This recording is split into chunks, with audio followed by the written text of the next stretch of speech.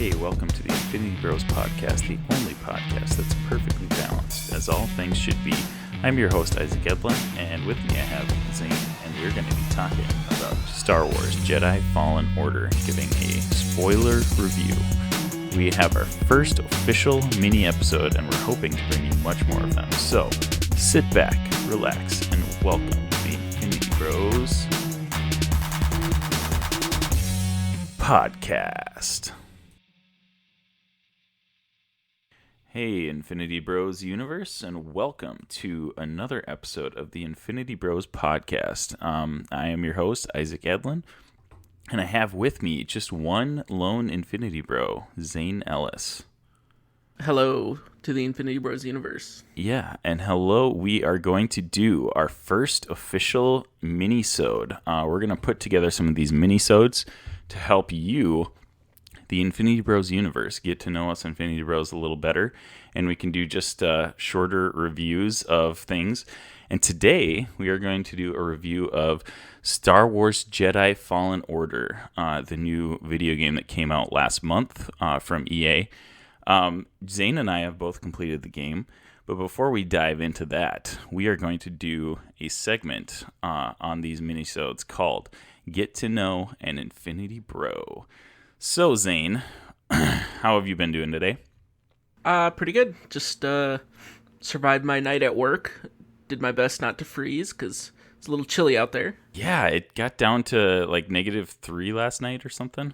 Yeah, so I think we hit like -5, and then the wind chill brought the real feel down. I think the coldest got was -17, if you accounted real feel. Yeah. So it was a little cold out.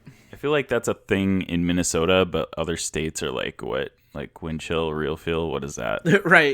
They're just like, that, what? And we're like, oh yeah, that's what you got to look out for. Right. For those of you who are unaware or ignorant to the weather conditions in Minnesota, it gets real windy here. So anytime it gets cold, the wind makes it feel like basically 10 to 20 degrees colder most of the time.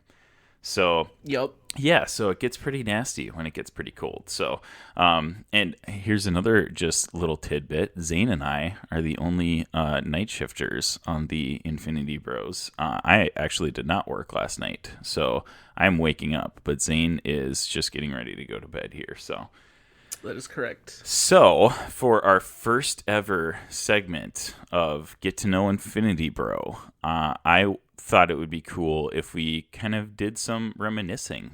It's holiday season. This episode's probably going to come out mid-December. We're gearing up for Christmas. We already had Thanksgiving. So, Zayne, I was wondering, what is your favorite nerdy memory from the holidays growing up? Let's see. Favorite nerdy... Well, I know me and you've kind of had this discussion a little bit before, that like we really didn't get too much into the nerdy side of our persona, if you will, until we got older. We're just slow bloomers in the nerd. Yeah, exactly. Fandom. Just a little slower getting that exposure. But the thing that sticks out to me the most that I can think back on is definitely centered around video games. And just some of the memories that I'm like thinking back to the most. I got like two of them here that really stand out to me. My family always has a tradition on Christmas Eve that we go out at 11 o'clock at night, and we have a bonfire just kind of out in our woods, and we'll read the Christmas story, maybe sing some songs, whatever. And then we would then come in at 1, 2 o'clock in the morning, and then we'd open our presents then.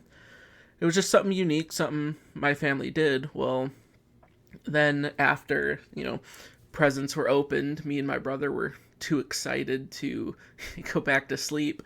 So we would go fire up the old GameCube, and we would just go at it for hours playing NCAA football 2004. Yes. And NCAA, man, that's something that is missed, I feel like. Hardcore. 100%. We need a good college football game.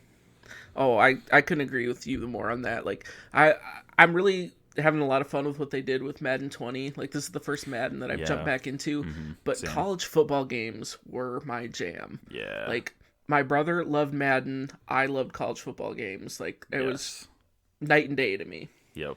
Oh, And so good. just those memories of after we'd get opening up presents, we'd be like, "Hey, let's fire up the GameCube," and we'd just play and just those moments with each other. Just and then it was always weird. It was either when we played, it was either a close game or it was an absolute blowout. Nice. And it usually ended up with someone getting really mad Uh-huh. and with a thrown controller, Right. as brothers go. Yep. On GameCube too. That's Yeah. pretty cool. Gosh, man. Oh yeah, Memories. GameCube. Like I loved my GameCube. That was actually the first console I ever bought with my own money. That's awesome. I remember saving up all summer, and then got it. And I think it's sitting up at my parents' still. I have it somewhere. But, Nice. That's awesome. a lot of good memories with that. That is awesome. Yeah. So again, like you said, I don't have a ton of nerdy memories from growing up because I kind of got more into it in high school and college. But the one memory I do have from Christmas was I would always get the newest Madden on PC every year. I was a PC gamer growing up. I didn't have a console till I think we got our Wii when I was probably in middle school or high school or something. So I played some like nerdy, like I played the KOTOR games, the Knights of the Old Republic, Star Wars games on PC and other things like that. But the thing that I really got into was Madden, and every single year my grandma would get it for me for Christmas, the newest Madden. And I remember we lived like a mile away from my grandma's house, and I would open that up and I would like immediately go to my parents and I'd be like, "Can I go home like right now so I can install this and play this game right now?" Like Heck I was so excited that I got the newest Madden. I like just wanted to go home and play it immediately that second. So that's one of my nerdiest memories from Christmas or the holidays growing up. It's just such a cool, like, it's just Christmas. Like you get the new thing and you just want to go use it or play with it like immediately. Like you said, you guys would just stay up. Like, Right. Right. it was already 1 o'clock or 2 a.m. Is that like on Christmas morning or like Christmas Eve that you did that, or? No, so that would be like 1-2 o'clock Christmas morning of when we'd be opening presents. That's a really cool tradition. That's awesome. Right. Yeah, we started that. Oh man, I wasn't super young because I still remember when we started doing it. But yeah, that's just kind of my family was just like, hey, let's create our own family tradition, Yeah. And so we just started doing that. And That's so cool. It just stuck. Yeah. That's awesome. But it is funny how you talk about Madden on the PC. I'll just interject this quick too, yeah. because before, like me and my brother had any video games, everything was on our PC as well, and so we played a lot of Madden on the computer, and we had just a regular like USB controller that you'd plug into the computer. Oh man. And then I'd play on the keyboard. Yep. Gosh, And- we didn't even have a controller. I played on the keyboard all my games. Yeah. Yup. Ugh, classic. And that was the first exposure to Madden and really any games like that. So a lot of good memories there as well. So here's another thing. So I played occasionally. I played against my brothers are a little bit younger than me, so I didn't play a ton of games with them growing up. But I remember my cousin would come over and he would play games with me on the computer. And because we didn't have a USB controller or anything, we would literally like share the keyboard. Like you could have a lot of games, you could have split the keyboard and have one person on one side of the keyboard and one person on the other. Oh my gosh. Now that I'm thinking about it, I'm like, that would bug me so much right now. Like being so close to somebody. But like, we were just kids. And the game I remember doing that the most on was Backyard Football. Ugh. Ooh, what a Good game. Such a good game. Okay, so I feel like I know you a lot better now, Zane. I appreciate that about you, and I hope the Infinity Bros universe feels like Zane and I a little better now as well. So we're going to dive into our review of Star Wars Jedi Fallen Order. It is going to be a spoiler review, so I will give the spoiler warning right here. This is Prepare yourself. an Infinity Bros Prepare yourself. spoiler warning. And I will also let you know how we rate things here on the Infinity Bros podcast right here. Here on the Infinity Bros podcast, everything is ranked from a 0 to 6 point scale. 0 meaning horrible, and 6 meaning absolutely excellent. If all of the Infinity Bros rank something a 6, it gets an Infinity Step. So, Zane and I have both completed Star Wars Jedi Fallen Order. I'll just give a little recap of it right here. Star Wars Jedi Fallen Order is a canon single-player video game that was developed by Respawn Entertainment. It was released by Electronic Arts on November 15th, 2019. The game tells an original story about Cal Kestis, a surviving Jedi Padawan, 5 years after the events of Star Wars Episode 3, Revenge of the Sith, which would be obviously the Order 66, where, the Emperor gives the order, all the clones turn, and wipe out basically all of the Jedi. So, Zane, let's just dive right into it. What was your rating, and just give us a review of this game and what you thought of it? Well, for one, I gotta give Respawn definitely huge props on what they did with this game. For anyone who's like, Respawn, that sounds familiar. Respawn got a lot of notoriety. They made Titanfall and Titanfall 2. And this was kind of their first big venture into a third person, very much like a combat, very like a game like this. And so there were some people that, had hesitation. They were like, how is Respawn going to be able to handle it? Because they're not necessarily a huge company, and I think they knocked it out of the park. Yeah, and most recently, actually, they just developed Apex Legends earlier this year. So, I mean, they've been busy. They've been doing a lot of work, which is awesome. So yeah, they've been pumping out a lot of stuff, and for the most part, even a lot of it, granted, yeah, there hasn't been a huge pool to draw from, but Respawn's kind of becoming one of those companies for me that I have yet to come across one of their games that I don't like.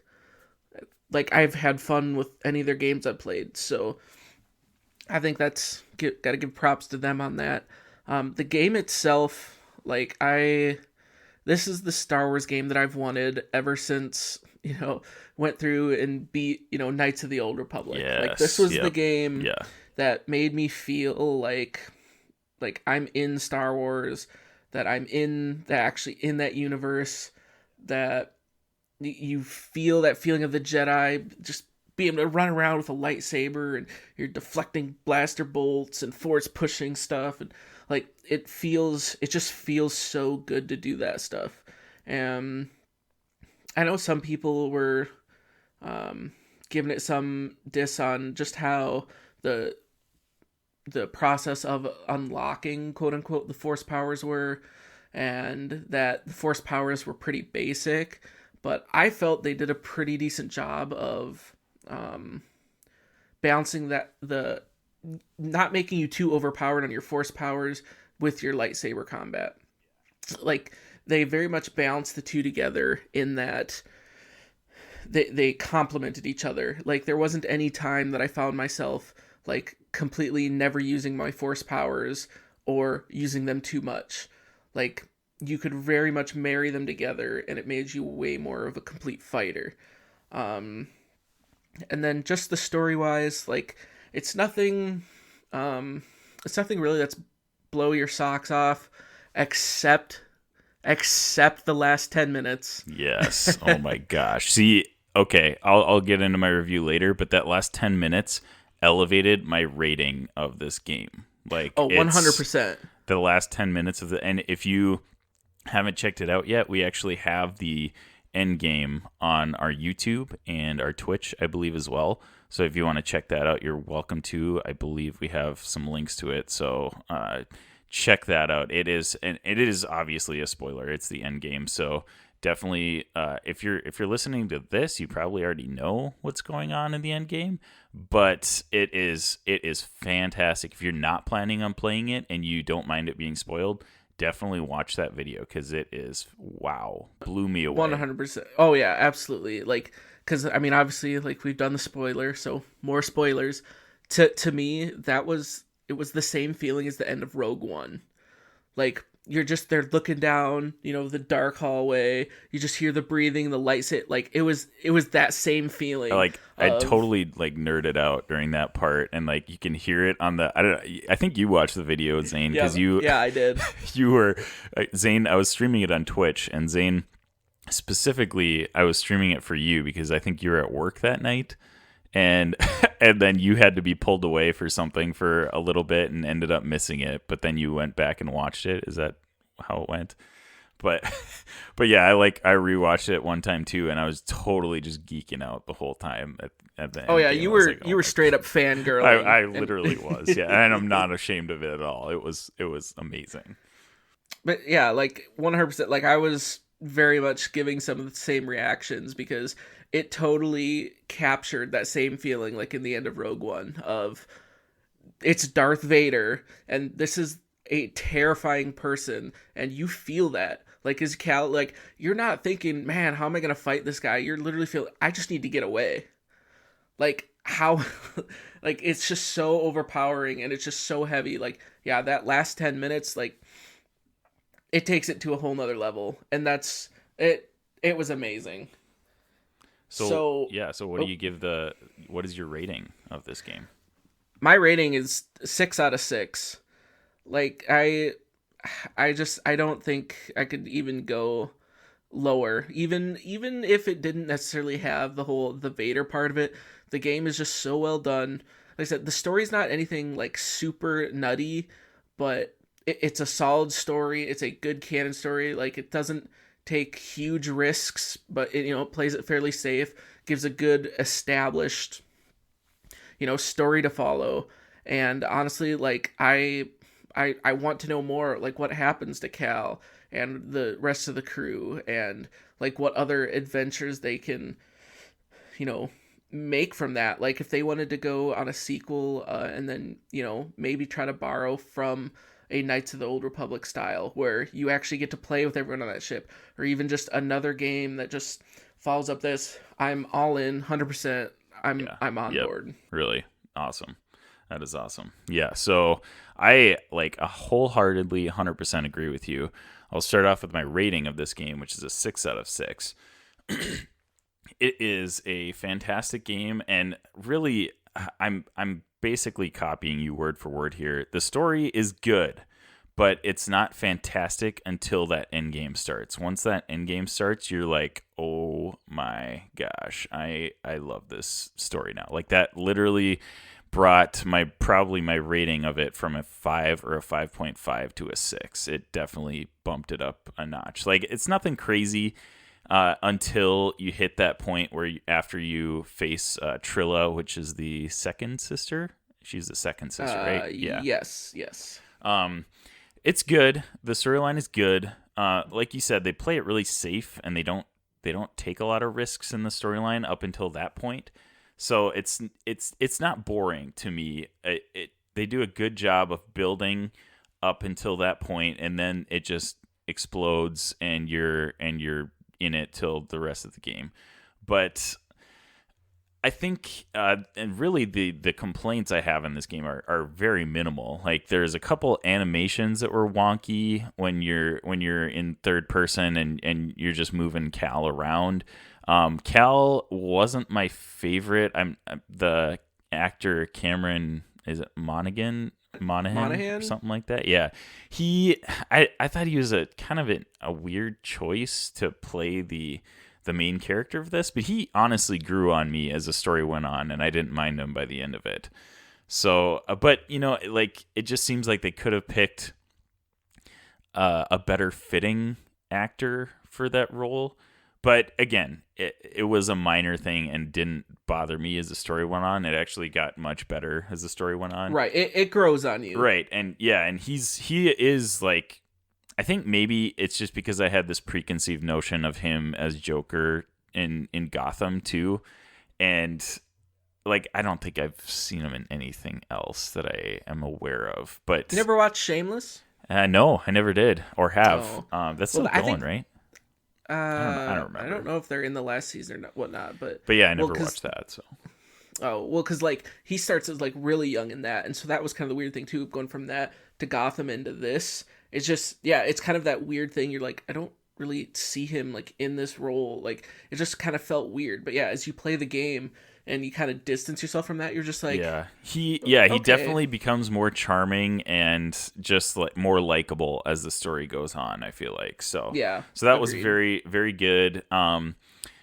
Honestly, I think that's about it. But then the fact that they didn't really do like they did some nostalgic things. There's some cool stuff that they did on Kashyyyk, and really not a blast from the past. They had some of the like old school ATST stuff. It wasn't like a blast, like nostalgia in your face thing, which I think is good too. Like just some fresh new stuff in there as well. But it just, I don't know. I don't think it suffered from it, but it just seemed like it was kind of vanilla, the story, until that end scene.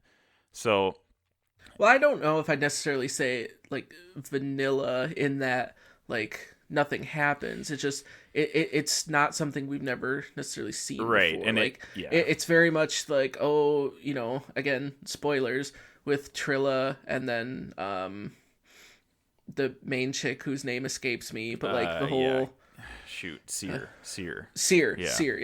just the whole like, oh, you left me, and then I turned, like it's definitely a trope we've seen before, right? And it's not necessarily that I hate it, but it's like, like I'm not like overwhelmed by it. It's just I've seen it before, and it didn't, it works. It didn't wasn't so far to as I counted as a negative. It was just kind of a I could have. It was there for the story, right? Like it established why Trilla was the villain, why she was doing what it was doing. It gave more of a backstory to Seer. It gave Seer more of that moment of her decision to make.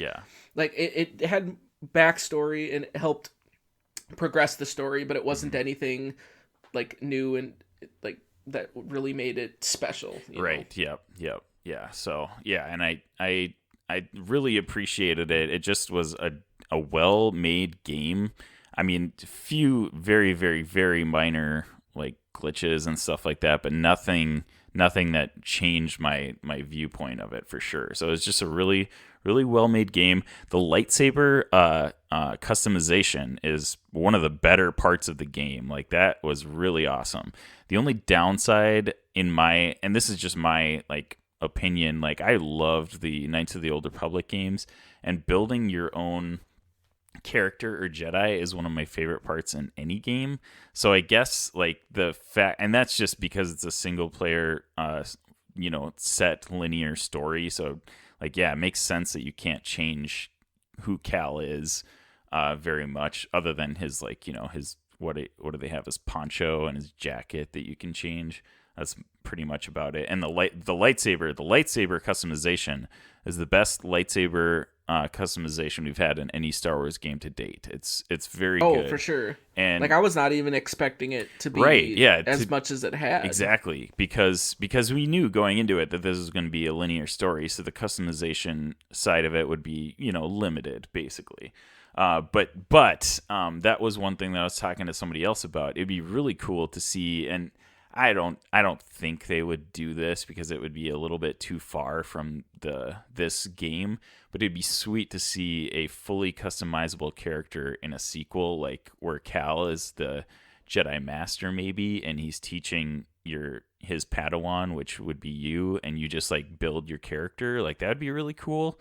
But it's kind of a tropey. I mean, it's Star Wars, so like it would be a tropey like thing basically. But I mean it's here's what I'll say about this game. If you're a Star Wars fan, you need to, and you're a video game like gamer, you need to play this game. It's amazing. But I could see if you're not a Star Wars fan where this game would maybe fall short a little bit. Not it would still be a good game, solid, fun to play. But have you already platinumed it? You 100%ed it? So yeah, I'm hoping to do that as well. And if I were not a Star Wars game or a Star Wars fan, I might say, hey, I'll just, complete the main story and be done with it.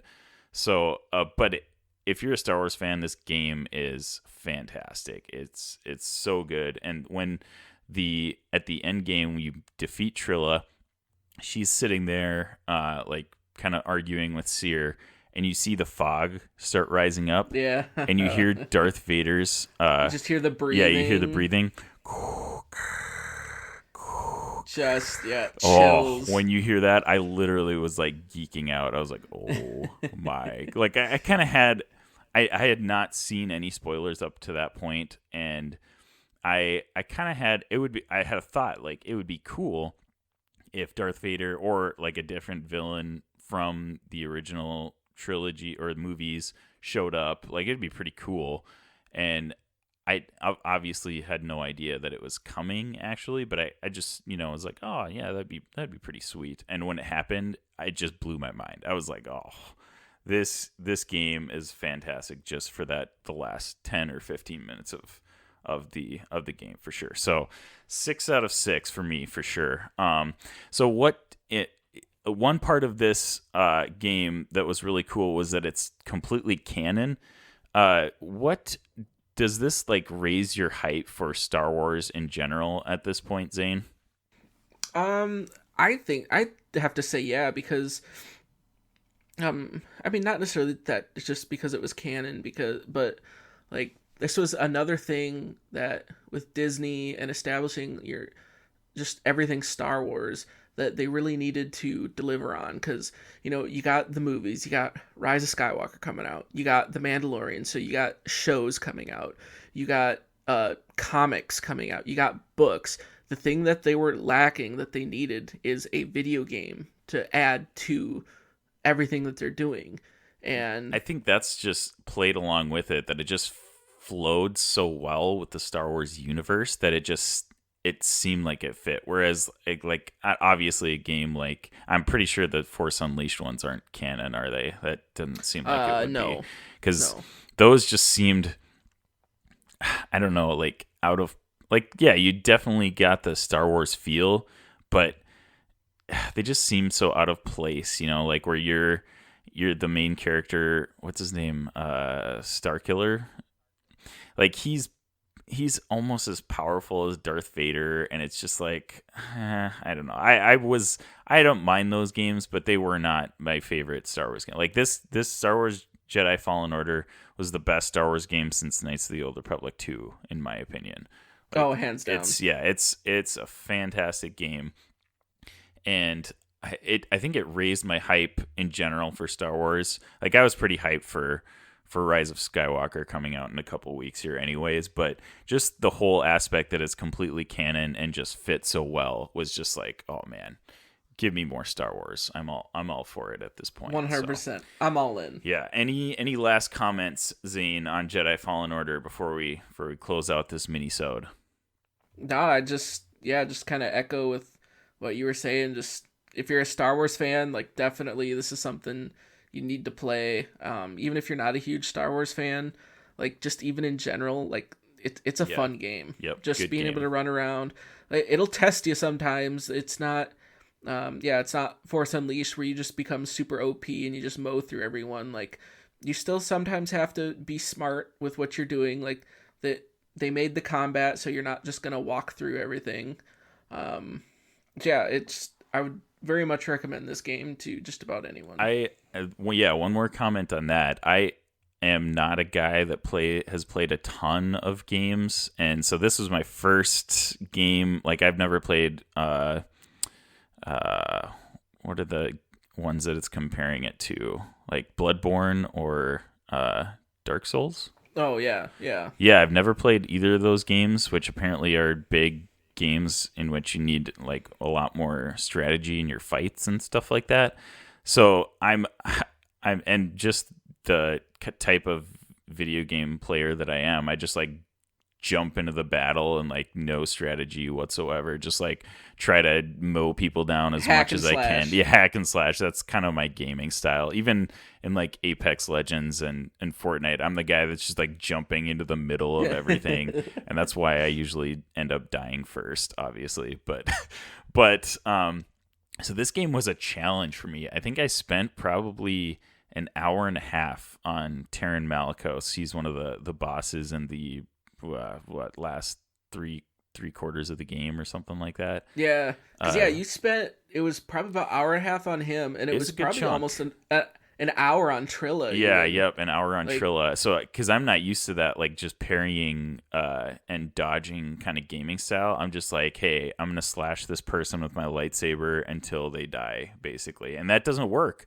It doesn't work. You have to be really smart and strategic about what you do. And recognize the patterns. And while it was frustrating at the time, I feel like I'm too stubborn, of course, too, to go down a difficulty level. I think I was at right. Jedi. What are the levels? Jedi Knight, Jedi Master, and Jedi Grandmaster. I think I was at Jedi Master, if I am remembering correctly, like the second hardest.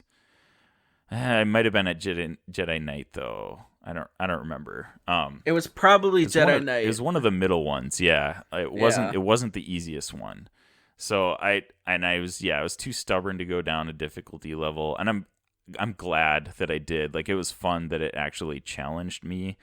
I'm all for the story elements and stuff, but at this point in my gaming career, I feel like I'm up for more challenging games now.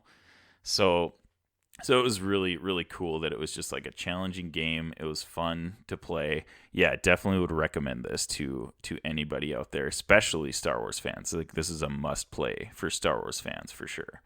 Definitely. And just to interject quick too, if those type of games aren't your thing, if you feel like, oh dang, this seems harder than what I'd be in for, the easiest mode is actually just story mode. Yeah, and from what I've heard, that people that played the story mode, it took them less than 15 minutes to beat all of the bosses in that mode. So right. It's not, very much it's not as to just experience the story. Yeah. So and I would highly, highly recommend this game. 6 out of 6 for sure. So good. All right, Zane, you did awesome. Thanks for joining us for this little mini-sode. Absolutely. And glad to be here. Yeah, looking forward to doing more mini-sodes, little just reviews on games or movies or shows or anything that one or two of us Infinity Bros have been doing. So definitely stay tuned to that. You can follow us on Facebook, on Twitter, on Instagram, Twitch, YouTube, pretty much all the things. You can go check that out. I think we've got all of our links on our Twitter.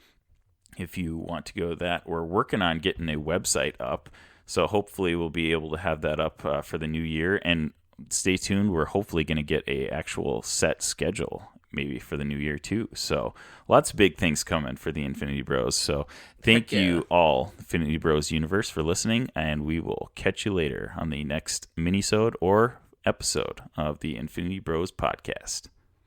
Bye.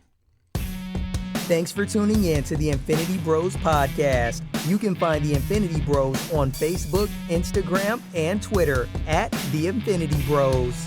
Feel free to send listener feedback via email at infinitybrospodcast@gmail.com.